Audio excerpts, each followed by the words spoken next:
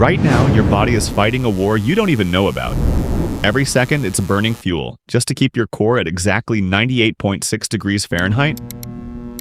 Drop that number by just 2 degrees and your hands start shaking. Drop it by 10 and something strange happens. Something so bizarre that rescue workers have a name for it. Paradoxical undressing. Freezing people. Take their clothes off. We'll get to why in a minute. But first, you need to understand something most people get completely wrong. Hypothermia doesn't kill you the way you think it does. And by the end of this video, you'll understand exactly how close to death by cold a human being can get. And still walk away alive. Let's start with the number. Your normal body temperature sits around 98.6 degrees Celsius, or 37 degrees Celsius. That number isn't random. It's the exact temperature at which your enzymes, the tiny molecular machines that run every chemical reaction in your body, work at peak efficiency. Move away from that number in either direction, and your body starts to fail. Now imagine you're stranded outside in freezing weather. No shelter, no fire, just you and the cold. Here's what happens, stage by stage. Stage 1. Mild hypothermia. 95 degrees Celsius to 89.6 degrees, 35 degrees Celsius to 32 degrees Celsius. The moment your core temperature drops below 95 degrees Celsius, your body sounds the alarm. Blood vessels near your skin constrict, a process called vasoconstriction, pulling blood away from your extremities and toward your vital organs. This is why your fingers and toes go numb first. Your body has essentially decided fingers are expendable, your heart is not. Then the shivering starts. Shivering isn't random trembling. It's your muscles rapidly contracting and relaxing on purpose, generating heat as a byproduct. A shivering body can boost its heat production by up to 5 times its normal rate. It's exhausting.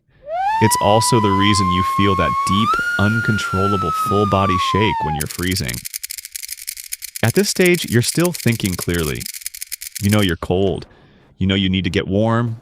This is the version of hypothermia most people have experienced. Coming inside from the snow, teeth chattering, hands aching. Annoying but survivable and completely reversible. But if the cold keeps winning... Before we go further into what happens next, and trust me, it gets strange.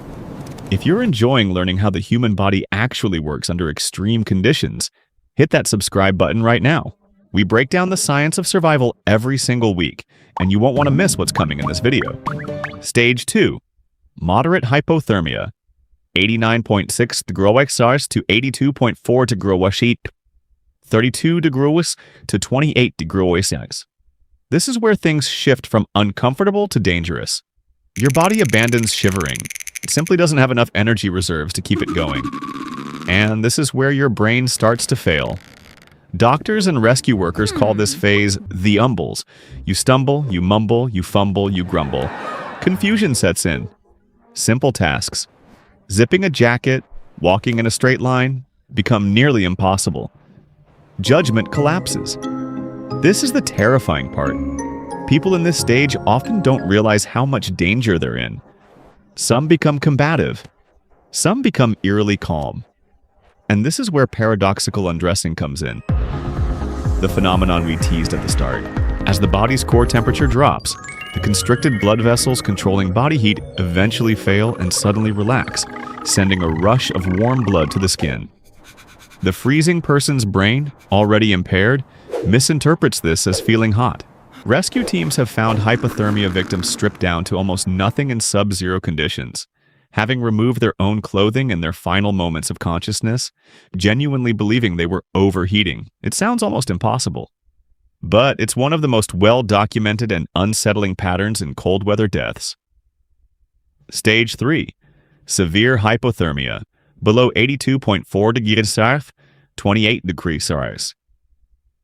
Below this point, the heart itself becomes the battlefield. Cardiac muscle tissue, deprived of warmth, becomes dangerously irritable. Even the act of moving a hypothermic patient can trigger fatal arrhythmias. This is why rescuers are trained to handle severe hypothermia victims with extreme gentleness.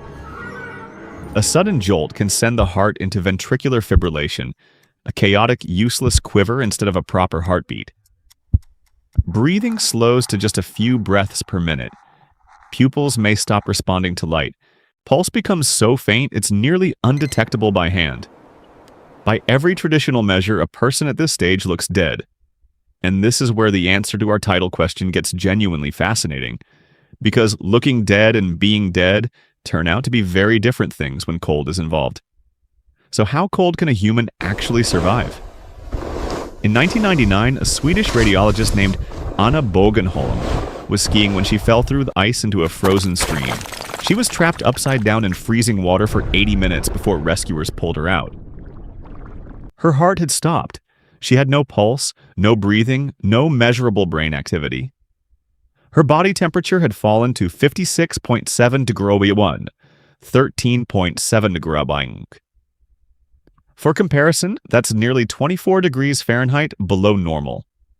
She should have been unrecoverable. Instead, doctors warmed her blood outside her body using a heart-lung bypass machine, slowly bringing her core temperature back up over several hours. Her heart restarted. She woke up. Today, she's alive, and remarkably, she recovered most of her cognitive function. How is that possible? Here's the mechanism that changes everything. Extreme cold doesn't just threaten the brain. In a strange way, it protects it. As core temperature plummets, the brain's metabolic demand for oxygen drops dramatically. A brain at normal temperature can survive only a few minutes without oxygen before permanent damage begins. But a brain cooled to near freezing can sometimes survive without oxygen for over an hour, because it simply needs so much less to stay alive. This is the exact principle doctors use in certain open-heart surgeries today, deliberately cooling a patient's body to protect their brain while the heart is stopped. It's also why emergency medicine has a saying that sounds almost like a riddle. You're not dead until you're warm and dead. A hypothermic patient with no pulse and no breathing isn't necessarily gone. Their body might simply be in a deep, cold-induced form of suspended animation. Doctors won't declare someone dead from hypothermia until they've been rewarmed and still show no signs of life. Quick question for you before we continue. If your body could survive nearly 24 degrees below normal in the right conditions, would you have guessed that? Drop your answer in the comments because what you're about to hear next is even more extreme. The absolute limit. The lowest recorded core body temperature in a survivor is even more staggering than Bogenholm's case. In 1994, a 2-year-old girl named Carly Kosolowski was accidentally locked outside her home in Saskatchewan, Canada, in temperatures around 40 degrees for approximately 6 hours. When found, her body temperature had dropped to just 57 degrees, and she was frozen solid enough that doctors initially believed there was no chance of survival. She had no heartbeat. Her body was described by medical staff as being like a popsicle. She survived. She lost part of one leg to frostbite, but she lived a full life afterward. Her case remains one of the most extreme documented survivals of accidental hypothermia in medical history. So, where's the true absolute floor? Medically, once core temperature falls below roughly 68 degrees, 20 days, the odds of survival without advanced medical intervention drop close to zero. The heart simply cannot sustain any functional rhythm.